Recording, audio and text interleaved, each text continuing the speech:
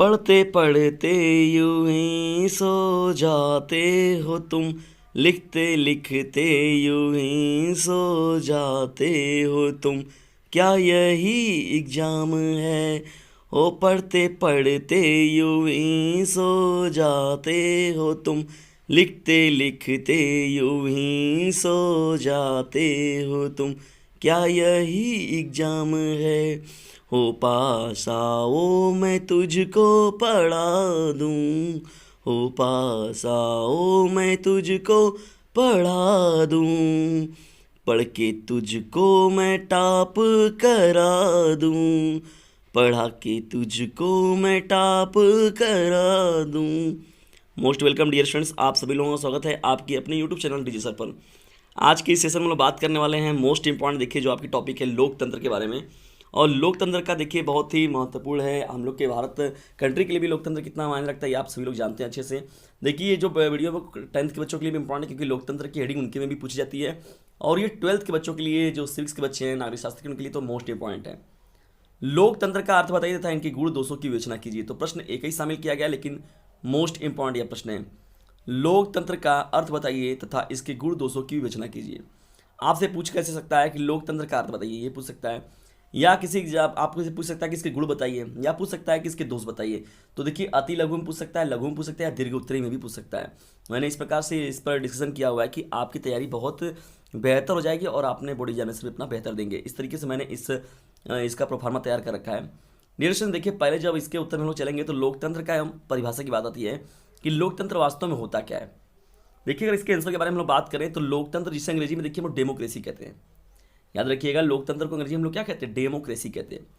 Greek भाषा के शब्द जो है डेमोस और क्रेटिया से मिलकर बना है ये, यानी डेमोक्रेसी को किससे मिलकर बनाया गया है? डिमोस और क्रिटिया से मिलकर बनाया गया है। अगर ग्रीक भाषा में देखिए, ग्रीक भाषा का बहुत बड़ा इंपॉर्टेंट रोल रहता है कई वर्डों में वो देने के पीछे ग्रीक भाषा जो बहुत ही इंपॉर्टेंट लैंग्वेज ये भी है। ग्रीक भाषा में कहा जाए तो देखा जाए डिमोस का अर्थ जो होता है जनता और क्रेटिया का अर्थ जो होता है शासन। ठीक है, तो शाब्दिक रूप में से अगर देखा जाए लोकतंत्र या जनतंत्र का जो अर्थ निकल कर आता है जनता का शासन होता है, लेकिन देखा जाए तो ये जनता के शासन के जस्ट विपरीत होता है। आप लोग तो खुद ही देखते होंगे कि लोकतंत्र का वास्तव में कितना हनन होता है, कितनी तरीके से लोग परेशान रहते हैं। तो आप लोग जान रहे हैं, हम लोग भी एक आम आदमी हैं, आप भी आम आदमी हैं, जो भी आम जनता होगा वो इसको अच्छे से जानता है। जनता का शासन, ठीक है, तो जनता का शासन ये कहा गया है लोकतंत्र को जनता का शासन, लेकिन देखा जाए तो जो नेता पर रहता है शासन तो उन्हीं लोगों का रहता है मुख्य रूप से। तो शाब्दिक रूप से देखिए लोकतंत्र अथवा जनतंत्र का जो अर्थ होता है वो जनता का शासन होता है। भाई जो भी चीज़ें हो रही है उतार चढ़ाव तो बात की बात है, लेकिन जो हमारे बुद्धिजीवी ने जो दिया हुआ है डिफिनेशन परिभाषा तो हम लोग को तो उसी के अनुरूप बात करनी होगी। लोकतंत्र की देखिए एक बहुत ही चर्चित परिभाषा है, मैं यहाँ पर उस परिभाषा का भी जिक्र करते हुए आप लोगों के साथ आगे बढ़ रहा हूँ। देखिए सबसे लोकतंत्र की सर्वाधिक लोकप्रिय जो परिभाषा है अमेरिका जो राष्ट्रपति थे अब्राहम लिंकन जिनका नाम था, उनके शब्दों में देखिए बहुत ही इंपॉर्टेंट परिभाषा है। उन्होंने कहा था कि जनता के लिए जनता द्वारा शासन ही क्या कहलाता है? लोकतंत्र कहलाता है। जनता द्वारा जनता के लिए शासन जो होता है वही क्या कहलाता है? लोकतंत्र कहलाता है। जनता के लिए जनता द्वारा शासन जो होता है लोकतंत्र कहलाता है। ये अब्राहम लिंकन जी का कथन है। राष्ट्रपति वो है अमेरिका के, जाहिर सी बात है कि ये जो उनके द्वारा कथन रहेगा, कोई अमेरिका के अगर राष्ट्रपति ये कथन देते तो अपने आप में वो इंपॉर्टेंट हो जाता है। उसके अलावा देखिए लोकतंत्र के कई लोग अपने हिसाब से दिए, जैसे एक व्यक्ति थे सीले जो थे, उनके अनुसार भी वो भी अपना कुछ विचार वगैरह दिए थे। उन्होंने बताया था कि सीले के अनुसार अगर देखा जाए तो लोकतंत्र वह शासन व्यवस्था है जिसमें प्रत्येक व्यक्ति का भाग होता है। भाई जाहिर सी बात है उनका भी अपना जो मत है वो भी बहुत इंपॉर्टेंट है। अगर देखा जाए हेरोडोटस के अनुसार, अगर देखा जाए हेरोडोटस भी एक थे, अगर उनके शब्दों में देखा जाए तो लोकतंत्र शासन का वह रूप है जिसमें शासन की सर्वोच्च शक्ति संपूर्ण समुदाय के सदस्यों में निहित होती है। देखिए हेरोडोटस ने अपने अनुसार बताया था, तो इसी प्रकार से कई जो अपने हिसाब से लोगों ने बताया हुआ है। तो देखिए कि जिसमें जब सबसे पॉपुलरिटी में अगर कोई नाम आया है तो वो अमेरिका के राष्ट्रपति अब्राहम लिंकन जी का है। जनता के लिए जनता द्वारा शासन जो होता है लोकतंत्र कहलाता है। ये सबसे लोकप्रिय डेफिनेशन निकल कर आई है लोकतंत्र की। आइए हम लोग बात करते हैं जो लोकतंत्र का हम लोग का जो हेडिंग है उसके दूसरे पक्षीय लोकतंत्र के गुण। तो लोकतंत्र के गुण में अगर हम लोग बात करें, देखिए यहाँ पर तो लोकतंत्र अत्यधिक जो है प्रशंसा, लोकतंत्र की देखिए वैसे ही प्रशंसा बहुत की जाती है, और हम लोग की कंट्री भी लोकतांत्रिक देश है, तो ये तो अपने आप में एक बहुत ही आदर्शवादी नीति रही है, आदर्शवादी नीति। लोकतंत्र की अत्यधिक प्रशंसा की जाती है। अगर हम लोग बात करें अरस्तु के अनुसार, तो उन्होंने यह कहकर इसकी प्रशंसा की थी कि बहुत से व्यक्तियों की बुद्धि एवं अनुभव किसी एक व्यक्ति या थोड़े से व्यक्तियों की बुद्धि एवं अनुभव से श्रेष्ठ होती है।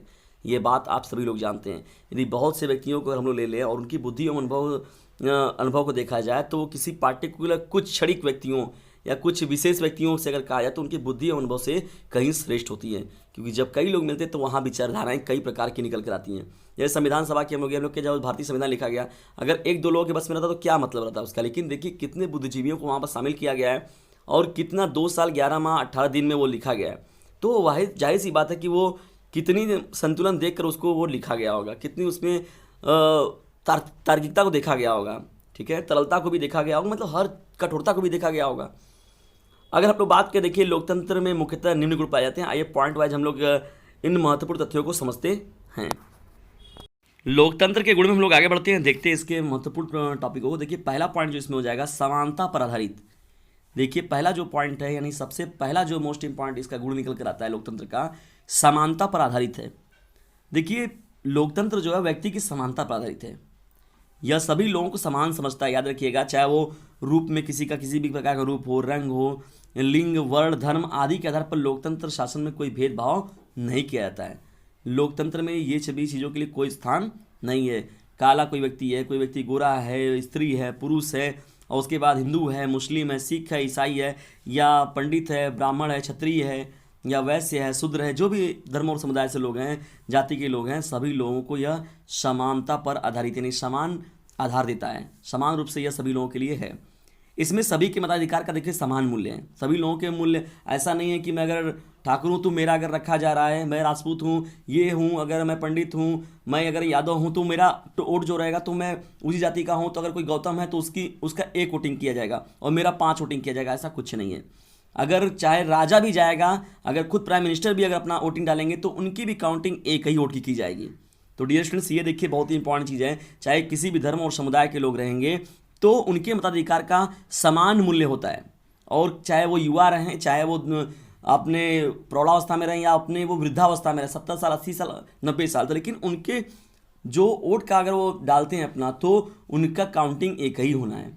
और याद रखिएगा चुनाव भी नज़दीक है, जहाँ पर भी आप लोगों के चुनाव का बूथ पड़ता है, आप लोगों का नामांकन वगैरह आता है, तो आप जिसे भी पसंद करते हैं, जिस भी पार्टी चुनाव को, जो भी आपने जिसका विकास कार्य देखा होगा है, तो आप अपने अनुसार जाकर मताधिकार का प्रयोग जरूर करें और अपना मत जरूर डालें। ये विनम्र निवेदन है। और देखिए डियर स्टूडेंट्स, हम लोग बढ़ते हैं, जब इसे यहाँ पर समान मूल्य होता है, किसी के मत को अधिक मूल्यवान नहीं समझा जाता है। ठीक है, ये सबसे बड़ी देखिए लोकतंत्र की चीज़ है कि चाहे कोई भी आएगा, लेकिन लोकतंत्र की जो बात आती है वहाँ पर यही रहेगी। और दूसरी देखिए इसमें जो महत्वपूर्ण टॉपिक आती है, स्वतंत्रताओं की सुरक्षा। देखिए लोकतंत्र जो होता है वह लोगों को स्वतंत्रताओं की सुरक्षा भी देता है। ठीक है, इसमें व्यक्ति जो होता है भाषण दे सकता है, अपने विचारों को प्रस्तुत कर सकता है, प्रेस की स्वतंत्रता दी गई है, व्यवसाय आदि की स्वतंत्रता दी गई है। ये धर्मनिरपेक्ष होते हैं। ठीक है, किसी धर्म या मत को मानने पर उसका प्रचार करने की स्वतंत्रता होती है कि वो अपने अनुसार, ठीक है, जो जिधर अपना स्टार्ट किए हैं, जैसे मुस्लिम बंधु हो गए, हिंदू बंधु हो गए, जो भी अपने जहाँ पर प्रचार प्रसार में लगे हुए हैं, तो उनको कोई मनाही नहीं है। तो स्वतंत्रताओं की सुरक्षा मिलती है। ठीक है, इसकी आज़ादी मिलती है। तीसरी जो इसमें देखिए महत्वपूर्ण टॉपिक आती है, व्यक्तित्व का आदर। देखिए लोकतंत्र में व्यक्ति और उसके व्यक्तित्व का भी आदर किया जाता है। उसकी योग्यताओं और क्षमताओं में भी विश्वास रखा जाता है कि नहीं, वास्तव में ये व्यक्ति जो है, और किसी व्यक्ति की उपेक्षा नहीं की जाती है। ठीक है, उसके व्यक्तित्व को कुचला भी नहीं जा सकता। ठीक है, उसके व्यक्तित्व को उभारा जाता है। कोई युवा भी देखेंगे कि कभी कभी देखते हैं कि कहीं का पता चला कि विधानसभा की सीट वो निकाल गए, लोकसभा की सीट वो निकाल ले गए, तो ऐसी बात नहीं है। सभी लोगों को अवसर मिलता है, सभी समुदाय वालों के, सभी धर्म वाले लोगों को और सभी जाति वाले लोगों को, सभी लोगों को आगे बढ़ने का इसमें अवसर मिलता है। ठीक है, मत को माने, उसका प्रचार करने की पूरी तरीके देखा जाता है, अंतिम निर्णायक समझा जाता है। अगर कहा जाए व्यक्तित्व का सम्मान करना, ये अपने आप में एक विशिष्ट बात है। चौथी देखिए, एक कुशल शासन व्यवस्था। ठीक है, ये जो होता है लोकप्रिय निर्वाचन जो होता है, लोकप्रिय नियंत्रण और लोकप्रिय उत्तरदायित्व के लिए भी देखिए मुख्य रूप से जिम्मेदार होता है। ठीक है, ये जो होता है देखिए कुशल शासन व्यवस्था है, क्योंकि यह देखा जाए तो जनता की सहमति पर आधारित होता है। जनता की पॉपुलेशन यानी आम आदमी के मेजॉरिटी पर भी यह क्या करता है, डिपेंड करता है, आधारित होता है। ऐसी व्यवस्था अधिक से अधिक जनता के सुख की अभिवृद्धि के लिए, मतलब क्या है, अब जनसंख्या की सुख के लिए ध्यान रखते हुए बात पर की जाती है इसकी। और देखिए ये मुख्य रूप से जो होता है एक कुशल शासन व्यवस्था के रूप में निकलकर सामने आता है। देखिए 5वीं इसमें बात एक आती है निकलकर इंपॉर्टेंट, जो है एक श्रेष्ठ शासन व्यवस्था। देखिए यहाँ पर क्या होता है, इसकी श्रेष्ठता इसलिए बढ़ जाती है ना, इसमें जो सत्ता जनता के हाथों में रहती है, ठीक है, और प्रत्येक व्यक्ति अवसर पड़ने पर अपनी योग्यता के अनुसार देखा जाए तो जैसी जैसी उसकी योग्यता होती है, सार्वजनिक कार्यों को निभाने का जो अपना उसका उत्तरदायित्व होता है वह अपने ऊपर ले लेता है और अपने बेहतर कार्यों को वो अंजाम देते हैं। ठीक है डियर स्टूडेंट, 6वीं देखिए इसमें जो महत्वपूर्ण बात आती है, व्यक्ति को साध्य मानना है। ठीक है, साध्य माना जाता है कि राज्य का उद्देश्य जनता का कल्याण करना है, या जो सरकार बन रही है उसकी यही जिम्मेदारी बनती है कि उसे प्रजा का कल्याण करना है, जनता का कल्याण करने के लिए उस व्यवस्था को बनाया जा रहा है, इस लोकतंत्र को बनाया जा रहा है। ठीक है, और यह मानकर कोई राज्य न करने लगे कि नहीं भैया हमें अब शासक हो गए, हमें ये हो गए, तो ये कहा जाता है तानाशाही हो जाता है धीरे धीरे। तो ऐसी चीज़ें नहीं होना चाहिए। और यही देखिए सबसे बड़ा लोकतंत्र का सबसे ज़्यादा हनन यही होता है, किसी को कभी भी पूर्ण बहुमत नहीं मिलना चाहिए लोकतंत्र में।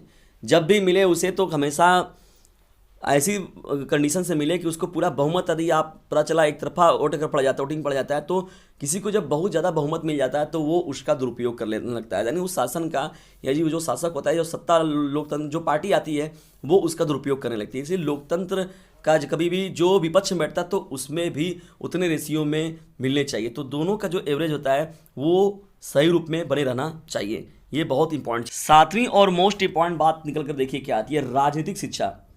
देखिए कोई भी शासन व्यवस्था हो उसमें जनता को शिक्षा जरूर मिलती है, किंतु सबसे अच्छी शिक्षा जो होती है वह स्व शिक्षा होती है। जब आपको खुद से ज्ञान होता है ना, वो बड़ा खतरनाक होता है, जो केवल लोकतंत्र में ही संभव है। ठीक है, जब अनुभव होता है या और जागरूकता होती है, देश प्रेम की भावना जागृत होती है व्यक्ति के अंदर।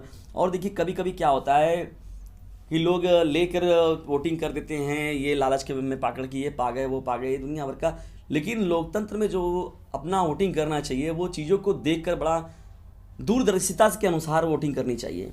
ठीक है, और देखिए मुख्य रूप से जो राजनीतिक शिक्षा जब किसी के अंदर आती है लोकतंत्र के द्वारा, तो इसके द्वारा जो नागरिक होते हैं, नागरिकों में क्या आता है, आत्मविश्वास बढ़ता है, पारस्परिक सहयोग बढ़ता है, देश सेवा की भावना पैदा होती है, आत्मत्याग की भावना उत्पन्न होती है। ये सभी जो चीज़ें मिलती हैं हम लोग को राजनीतिक शिक्षा के द्वारा ही मिलती है। तो राजनीतिक देखिए इसीलिए राजनीतिक विज्ञान को या राजनीतिक एजुकेशन को या नागरिक शास्त्र को भी आप लोग इसका अध्ययन करते हैं। राजनीतिक शास्त्र का भी देखिए कितना इंपॉर्टेंट चीज़ है ये सभी से। वास्तव में देखा जाए तो आपने डेली लाइफ में इसको रियल लाइफ में यूज़ करने वाली सभी चीज़ें क्लास चल रहे हैं। ये सभी विषयों को तो केवल जरूरी नहीं कि जिसका सिविक्स हो वही पढ़े, मेरे अनुसार तो सबको ये सभी चीज़ें पढ़नी चाहिए। अगर कोई भी देश, और जाहिर सी बात है कोई भी व्यक्ति है तो कहीं ना कहीं किसी न किसी देश का तो नागरिक है ही, और उसको उसके अपने देश के प्रति, अपने लोगों के प्रति उसके क्या कर्तव्य हैं, क्या उसका अधिकार है वहाँ पर, इन सभी बातों की पूरी जानकारी उसको अवश्य रूप से होनी चाहिए। चलिए हम लोग बात करते हैं लोकतंत्र के दोष के बारे में। भाई जाहिर सी बात है कि अगर कुछ गुण हैं तो दोष भी आपको देखने को जरूर मिलेंगे। अक्सर जो गुण हम लोग बताते हैं कि दोषों को भी जानना बहुत ज़रूरी है। पहला देखिए लोकतंत्र के दोष में क्या निकल कर बात आती है, पहली जो इसमें बात निकल कर आती है महत्वपूर्ण, मूर्खों का शासन। देखिए शासन जो है एक कला है, अगर आप शासन करते हैं तो समझ लीजिए वो भी एक बहुत ही बड़ी योग्यता की उसमें ज़रूरत है, उसमें अत्यधिक निपुणता चाहिए, योग्यता चाहिए, अनुभव की बहुत ज़्यादा आवश्यकता होती है उसमें। कोई भी लोकतंत्र या कोई भी अगर सत्ता आपको मिलती है तो उसको चलाने के लिए, और जानते ही हैं कि लोकतंत्र में बहुमत का शासन होता है, और ज़्यादातर केसों में देखेंगे ना सत्ता उन व्यक्तियों के हाथ में चली जाती है जो शासन के विषय में कुछ विशेष नहीं जानते हैं, जो यही पर देखिए प्रॉब्लम अब होने स्टार्ट हो जाता है। शासन का ज्ञान देखिए होता है, प्रशिक्षण और अनुभव सभी व्यक्तियों में नहीं पाया जाता, लेकिन क्या होता है रैंडमली अगर कोई उड़ जाता है कहीं पर से तो पता चला वहाँ के लोग ये व्यक्ति ये हैं तो चलो भैया इनको मारो अब सभी लोग। तो एक समुदाय जो होता है, एक देखा जाए तो इन सभी चीज़ों में भी जातिवाद, धर्मवाद, समुदाय, एक विपक्षी समुदाय की बात होती है, तो एक तरफा वोटिंग भी देखने को चीज़ें मिलती हैं सभी चीज़ें। तो ये कहीं ना कहीं से देखिए वहाँ पर क्या होता है, मूर्खों का शासन बनी जाता है।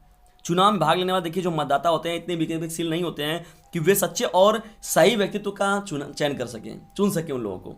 भाई जाहिर सी बात है 18 वर्ष अगर है किसी का एज, तो 18 वर्ष में कितना किसी के पास ज्ञान है। आप लोग 12th में पढ़ रहे हैं तो मैक्सिमम बच्चे जो होंगे 17 से 18 के इर्द गिर्द होंगे। अब आप चुनाव देने जाएंगे, वोटिंग करने जाएंगे तो उसमें आप लोगों को कितना ज्ञान रहेगा चीज़ों का, या सभी पार्टियों को कितना अनुभव रहेगा। जो आपके माता पिता दादा दादी जी कहेंगे नहीं कि ये इनको मार दीजिए, उनको कर दो, उनको वोटिंग कर दो, उनको जाके मार करो, लेकिन अपना विवेक आपने कहाँ यूज किया। तो ये देखिए बहुत बड़ी बात होती है। तो आपने ये देखा कि नहीं सभी लोग जिधर जा रहे थे हम लोग भी उधर ही चले गए। तो अगर एजुकेटेड पर्सन है आप, तो आप अपने अनुसार इन सभी चीज़ों पर कार्य करिए, ठीक है। ये मूर्खों का शासन के रूप में देखिए कहीं ना कहीं से ये जो चुनाव होता है पता चला कि बाद में मूर्खों का शासन बन जाता है। तो ये सभी चीज़ें देखने को मिलती है लोकतंत्र में। दूसरी देखिए जो महत्वपूर्ण बात निकल कर आती है, गुड़ की अपेक्षा संख्या पर बल। यहाँ गुड़ बना लीजिएगा स्टूडेंट, गुड़ की अपेक्षा संख्या पर बल दिया जाता है। देखिए दूसरा जो आपका पॉइंट हो जाएगा, देखिए जाहिर सी बात है कि लोकतंत्र जो है वो सभी नागरिकों को समान समझता है और समान अधिकार भी मिलता है, चाहे उनकी संस्कृति रहे, शिक्षा रहे। सभी व्यक्ति जो हैं बराबर तो हो नहीं सकते भाई, जाहिर सी बात है। शिक्षा के रूप में, राजनीति के रूप में सभी लोग तो एक समान तो हो नहीं सकते। भैया फलाने जो है एमए बीए एमए किए, एमएससी किए, बीएड वगैरह किए हैं, तो भैया इनको ज़्यादा इनका वैल्यू दिया जाए, और कोई अनपढ़ के बाद टाली वाला आ रहा है तो उसको कम वरीयता दिया जाए, तो ऐसा भी तो पॉसिबल नहीं है। यह मूर्ख और विद्वान में कोई अंतर नहीं समझता। लोकतंत्र जो होता है मूर्ख और विद्वानों में कोई अंतर नहीं समझता है। गुण की अपेक्षा देखिए यहाँ पर संख्या को महत्व दिया जाता है कि जिसकी संख्या बढ़ गई और जिसने अपना बहुमत सिद्ध कर दिया और उनको उनकी सत्ता हो जाएगी, ठीक है। तो यहाँ पर देखिए मुख्य रूप से ये सभी जो है देखिए लोकतंत्र के दोष के रूप में निकल कर आ रहे हैं। तीसरी देखिए जो इसमें बात कर रही है धनिकों का शासन, यहाँ पर बना लीजिएगा डियर स्टूडेंट, धनिकों का शासन हो जाएगा, ध्वनिकों नहीं होगा, यहाँ पर धनिकों हो जाएगा। धनिकों का शासन, धनिकों का मतलब जान ही रहे हैं। लोकतंत्र को जनता का शासन कहला देखा जाए तो कहीं हद तक बहुत हद तक गलत भी है, ठीक है। आम जनता के पास तो ना इतना धन होता है और ना ही इतने साधन कि वह चुनाव लड़ सकते हैं। भाई एक आम आदमी है तो अपने परिवार की बात होगी, जो उसकी मूलभूत आवश्यकता है वो उनको ही नहीं पूरा कर पा रहा, तो वो चुनाव में कहाँ से भाग लेगा। और जान ही रहे हैं कि जो चुनाव है मुख्य रूप से पैसे वालों के लोग के लिए, केवल पैसे वाले लोग ही चुनाव में कि खर्चों का भाव उठा सकते हैं। इतना खर्च होता है, पता चला कि यहाँ उतना पैसा बांटा गया, वहाँ वो कटवाया गया, यहाँ ये बांटा गया, यहाँ वो पार्टियाँ चल रही है, वहाँ वो उस होटल में प्रोग्राम है, यहाँ ये पंपलेट छपना है, वहाँ वो चपकाना है। तो जाहिर सी बात है कि धनवान लोगों के लिए ही ये चुनाव या शासन व्यवस्था बनाई गई है, ऐसे रूप से बनाई गई है। धनिक की देखिए, धनिक जो होते हैं वही चुनाव लड़ सकते हैं, विधानसभाओं में पहुँच सकते हैं और कार्यपालिकाओं के सदस्य बनकर शासन करते हैं वही लोग। किसकी बात हो रही है? धनिकों का शासन। तो देखिए सीधी सी बात है, लोकतंत्र कहाँ से अब रह गया जनता का शासन न होकर। देखिए अब देखिए यहाँ पर ये इसके दोष के रूप में आ रहा है। यानी एक तरीके से कहा जा सकता है कि लोकतंत्र जो है जनता का शासन ना होके बल्कि जो हो गया है धनिकों का शासन हो गया है। ये देखिए बहुत इंपॉर्टेंट चीज़ है। चौथी देखिए इसमें डियर स्टूडेंट जो महत्वपूर्ण बात निकल कर आती है, नैतिकता का अभाव। नैतिकता का अभाव लिख दिया गया है यहाँ पर, बना लीजिएगा बेटा। नैतिकता का अभाव देखिए यहाँ पर होता है। लोकतंत्र में जान ही रहे हैं झूठ तो एकदम चरम सीमा पर रहता है। जालसाजी देखिए, मक्कारी की बात हो गई, बेईमानी की बात हो गई, रिश्वतखोरी की बात हो गई, बोलबाला ये सब का चपचपा के रहता है एकदम। मैं कल आप लोगों में ये भर दूंगा तो मैं कल वो दे दूंगा, तो मैं ये बनवा दूंगा, मैं वो बनवा दूंगा। बनने बनाने के लिए कितनी बातें होती है, लेकिन पता चला कि बाद में किसी का पता नहीं चलता है कौन किधर गया।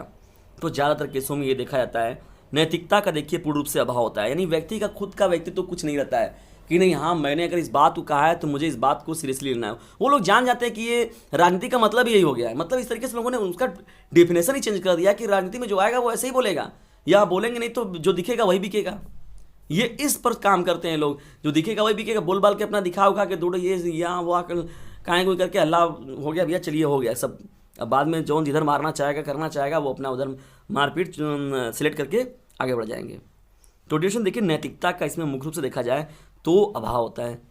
छल कपट रहता है लोगों के अंदर, कपटतापूर्ण देखिए शासन की बात होती है, झूठे वादे लोग करते हैं, ठीक है, जो अनुचित नहीं होता है। समर्थकों को खुश करने के लिए देखिए अनैतिक साधनों का प्रयोग करते हैं जो नैतिक नहीं रहता है। अगर देखा जाए का भैया जैसे गांव में प्रधानी वगैरह देखेंगे आप, तो पता चला कि रातों रात क्या बकरा कट के पड़ गया, पता चला कि सभी के यहाँ 2-2 बोतल दारू भी पहुँचा दिया गया। तो बड़ी तरह की चीज़ें, ये सब अनैतिक चीज़ें हैं, लेकिन ये सभी चीज़ें भी होती हैं। प्रशासन कितनी भी मजबूत हो जाए, कितनी भी स्ट्रिक्ट हो जाए, लेकिन उसे भी बेबस हो जाना पड़ता है और अंत में ये सभी चीज़ें देखिए हो जाती हैं जो कहीं ना कहीं से लोकतंत्र को शर्मसार करती हैं या लोकतंत्र के दोष के रूप में उजागर होती हैं। तो ऐसे शासन में देखिए देखा जाए तो ईमानदारी जो होता है, न्याय की बात होती है, नैतिकता का देखिए गला घुट जाता है, गला घोट दिया जाता है इन लोगों का। इन्हें अपना कुछ व्यक्तित्व तो होता ही नहीं है, सीधी सी बात है। मेरे विचारों में भी ले लेते रहिए कुछ चीज़ें। पाँचवीं देखिए क्या है यहाँ पर, खर्चीली व्यवस्था। पहले ही बताया देखिए वहाँ पर धनिकों का शासन, वहाँ पर भी बात किया गया था। पाँचवीं जान रहे हैं खर्चीली व्यवस्था है। बहुत ही अत्यंत ये खर्चीली शासन व्यवस्था है। जैसे लोकतंत्र में कभी कभी क्या होता है, जो गठबंधन की सरकार बनती है तो कभी कभी गठबंधन की जब सरकार गिर जाती है तो पुनः चुनाव जो होता है कराना पड़ जाता है, तो उसमें और खर्चे बढ़ जाते हैं। पुनः दोबारा चुनाव कराना पड़ेगा, बड़ी समस्याएं भी बढ़ती हैं, खर्चीली व्यवस्था है। और जान ही रहे हैं कि खर्चीली व्यवस्था है। जनमत बनाने के लिए, चुनाव व्यवस्था कराने के लिए बार बार क्या होता है, धनराशि व्यय करनी पड़ती है अलग अलग तरीके से। वहाँ कैंप बनाया, वहाँ करना है, ये लोग जाएंगे, वो लोग चुनाव कराएंगे, ये वोटिंग होगी, वो चीज़ें बांटा जाएगा, इनको इतने से पैसा देना है, उनको उतना देना है। कितना बड़ा ये एक सिस्टम है जो कराया जाता है जब ये चुनाव, तो बहुत बड़ी धनराशि का प्रयोग किया जाता है यहाँ पर इस कहीं चुनाव कराने के लिए। ठीक है। और भारत जैसे अविकसित देशों के लिए अगर कहा जाए और गरीब देश के लिए यह शासन व्यवस्था बहुत महंगी पड़ती है। हम लोग के देश के लिए भी अगर कहा जाए तो ये बहुत ही लोकतंत्र या इस लोकतांत्रिक चुनाव का जो भार होता है बहुत ही ज़्यादा हमारे देश के ऊपर लग जाता है। डियर फ्रेंड्स, ये रहे कुछ महत्वपूर्ण फैक्ट्स, लोकतंत्र का डेफिनेशन, लोकतंत्र के गुण और लोकतंत्र के दोषों पर बात किया गया। देखिए यहाँ पर मैंने इस प्रकार से आपको ये हेडिंग समझाया हुआ है कि आपके अगर बहुविकल्पी में पूछता है तो आप वहाँ पर भी बता देंगे, यदि आपसे यह अति लघु में पूछता है तो वहाँ पर भी आप बता देंगे, लघु उत्तरी में यदि आपसे पूछता है तो आप वहाँ पर भी बता देंगे, यदि आपसे यह दीर्घ उत्तरी में पूछता है तो आप वहाँ पर भी बता देंगे। क्योंकि देखिए मैंने पार्टिकुलर जो हेडिंग वाइज थी मैंने उस पर भी डिस्कशन कर रखा है, और आप लोगों ने जो मेरी बातें सुनेंगे, अगर एक दो बार सुनेंगे तो आप अपने शब्दों में खुद बनाकर इसे दीर्घ उत्तरी में अच्छे से लिख लेंगे। डियर फ्रेंड्स, यदि वीडियो थोड़ा सा भी आप लोग के लिए हेल्पफुल लगा तो इसे लाइक करें, शेयर करें, और चैनल को सब्सक्राइब करना बिल्कुल भी ना भूलें। और डिस्क्रिप्शन बॉक्स में भी देखते रहिए, कभी कभी इंपॉर्टेंट जो कुछ मिल जाती हैं, और मेरा जो नंबर है उसे भी नोट करते चलिए, 950 690 250 इसे पूरे यूपी में फैला दीजिए। बस इतना ही विनम्र निवेदन है आप सभी लोगों से कि इसे जल्द से जल्द पूरे एक जो भी डियर स्टूडेंट जुड़े या जो भी डियर स्टूडेंट्स एक अपना गोल बना ले अपने स्टडी के साथ ही साथ कि नहीं वास्तव में ये चैनल जो है हम लोग के लिए इतना अगर वर्क कर रहा है तो मुझे भी इस चैनल के लिए कुछ वर्क करना चाहिए। मेरा एक लक्ष्य बन जाए कि नहीं यहाँ मुझे कम से कम 10 सब्सक्राइबर, मुझे कम से कम 20 ऐसे स्टूडेंटों को पकड़ के लाना है जो कि वास्तव में एजुकेशन के लिए बहुत ही तत्पर हैं, व्याकुल हैं, और उन्हें वैसी व्यवस्थाएं नहीं मिल पा रही हैं जो फ्री में इस चैनल पर दी जा रही हैं। तो डियर फ्रेंड्स, मुझे उम्मीद है कि आप लोग यह कार्य जरूर करेंगे, और जो मैंने नंबर दे रखा है उसे तो पूरे यूपी में छिड़ दीजिए, और आने वाले समय में तो वो पूरे भारत में तो छिटाएगा ही। तो फिलहाल में हम लोग अभी यूपी पर काम कर रहे हैं। तो डियर स्टूडेंट, अभी आपके बोर्ड एग्जामिनेशन पर कार्य कर रहे हैं, प्री बोर्ड एग्जामिनेशन पर, बोर्ड एग्जामिनेशन पर, हाई स्कूल और 10th और 12th के। और जैसे ही ये हो जाता है तो फिर आपके रूटीन से भी क्लास चलेंगे। 9th के जो बच्चे 10th में जाएंगे और 11th के जो बच्चे 12th में जाएंगे, तो उनका जो मैं अभी धीरे धीरे उन बच्चों का मैं कलेक्शन कर रहा हूँ, तो ऐसे बच्चे मिलते हैं तो हमारे पास भेज दीजिए, मैं उनको अभी जोड़ लेता हूँ। बाद में उनके क्लासेस सिस्टमेटिकली तरीके से चलाए जाएंगे और उनकी तैयारी और बेहतर तरीके से कराई जाएगी। डियर फ्रेंड्स, तो मिलते हैं अगली वीडियो में, तब तक के लिए अपनी स्टडी नियमित रूप से आप जारी रखिए। Thanks for watching this video. जय हिंद, जय भारत, वंदे मातरम।